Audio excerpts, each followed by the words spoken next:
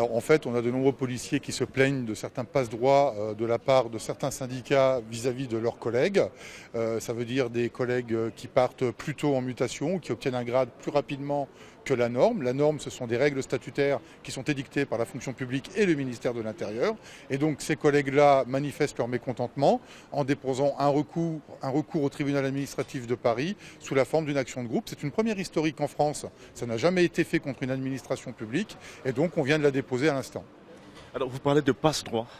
Oui, des passe-droits parce que certains syndicats, et notamment les syndicats représentatifs de la police nationale, il y en a 3, Alliance, Unité SGP Police, Force ouvrière et UNSA Police, au prétexte qu'ils sont représentatifs, promettent aux policiers qui se syndiquent chez eux de leur obtenir plus rapidement leur mutation ou leur avancement. Alors que les mutations, pour l'obtenir, il faut un certain nombre d'années d'ancienneté, il faut un certain nombre de points. L'Outre-mer est particulièrement touché par ce favoritisme syndical où on voit de jeunes policiers partir plus tôt et ceux qui étaient en droit d'obtenir leur mutation eh bien, restent à Paris et ne peuvent pas partir. Et ça, c'est purement scandaleux et il faut que ça cesse.